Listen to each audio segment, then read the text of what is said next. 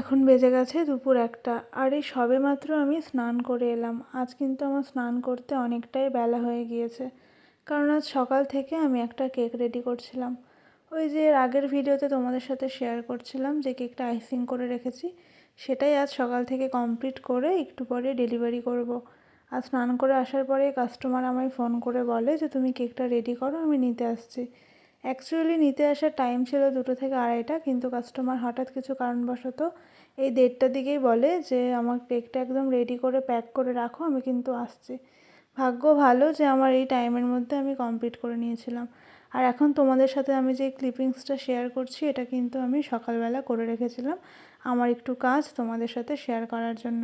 আর এখন আমি তোমাদের সাথে আমার আজকের অর্ডারের ফাইনাল লুকটা শেয়ার করছি। এটা কিন্তু ছিল 25 বছরের বর্ষপূর্তি উপলক্ষে একটা অর্ডারের কেক, যেটা ছিল 3 পাউন্ডের।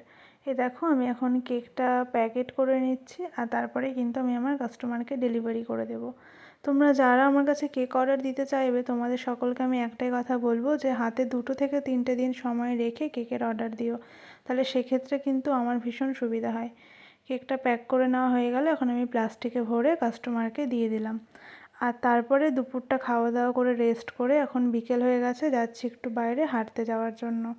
এখন কিন্তু খুব তাড়াতাড়ি সন্ধ্যা হয়, তাই হেঁটে সন্ধ্যার মধ্যে বাড়ি ফিরি, তারপরে আবারও বেরোতে হয় বাজারে, কারণ হঠাৎ করে আমার আবারও একটা কেকের অর্ডার আসে।